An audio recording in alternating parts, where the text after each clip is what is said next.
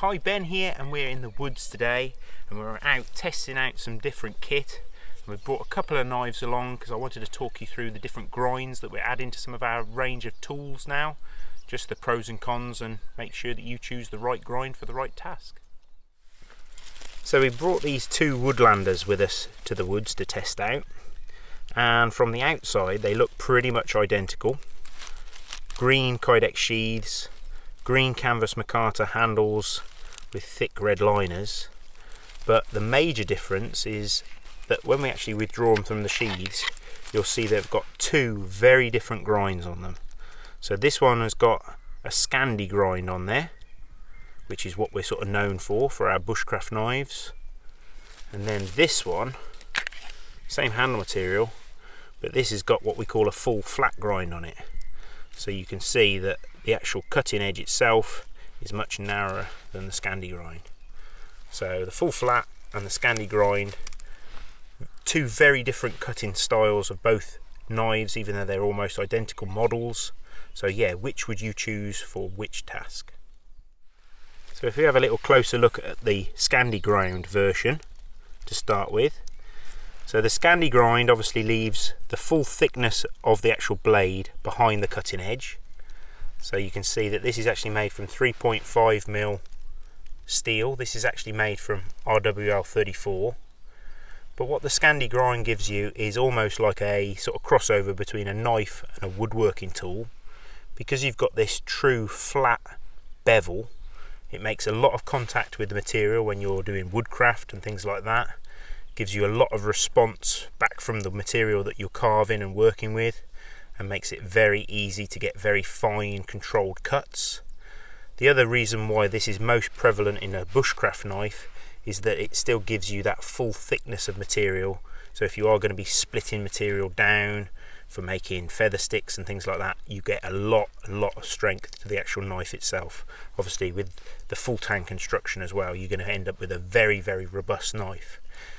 The only disadvantage of that kind of grind is when you come to do food preparation, often because you've got that very narrow, obtuse bevel that is the Scandi grind, and then hitting this very thick piece of steel behind, it can be a bit like a wedge. Obviously great for battening, not so good for food preparation.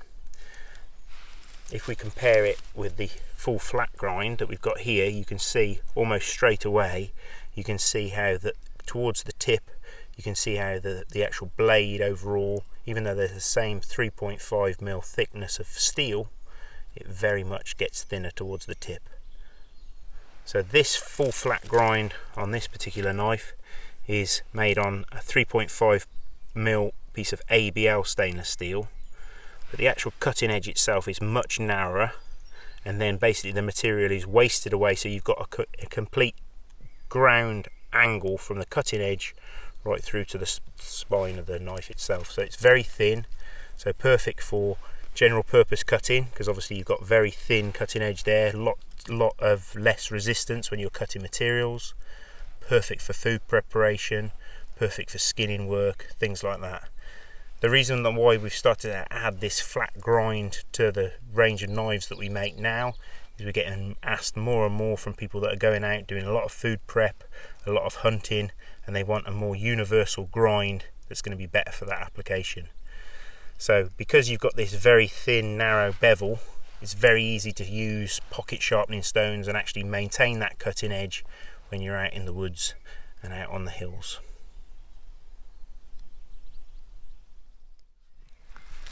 So obviously the question now is, what grind is best for you? Well, as an avid woodworker, I've always loved the Scandi grind. It's very easy to sharpen because it's got that built-in sharpening angle with that very flat, constant angle to the actual cutting edge itself. And obviously I'm looking for that feedback when I'm doing that woodcraft. So for me, probably, because I'm doing a majority of woodwork, this Scandi grind is the way to go. If I was going out and doing a lot of hunting, or I was going to be doing a lot of foraging, or I was going on a camping trip where I knew that I would be using my knife mostly for food preparation, then the full flat is obviously like carrying a sort of utility kitchen knife with you. A lot thinner, a lot easier to actually cut through materials, and obviously little bit thinner, so obviously when it does come to sharpening, you're removing a heck of a lot less material. Disadvantage of the full flat grind is that you're not going to have such a robust, strong blade as you are with a Scandi, purely because you've removed so much more extra material from the actual cutting edge itself and from the blade itself. So it's like all things in life, there's never one tool that will do absolutely everything perfectly, but as long as you look at the actual overall task that you want to achieve with your knife, then you should be able to pick the knife that's exactly what you need. But yeah, like always, if you've got any questions, you can always just drop us a line or put a comment below, and hopefully we'll be able to answer those questions for you.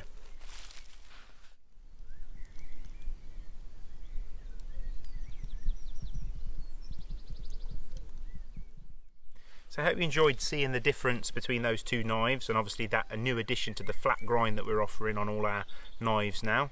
But yeah, if you're anything like me, who's a little bit nuts on knives, you'll probably end up wanting one of each really.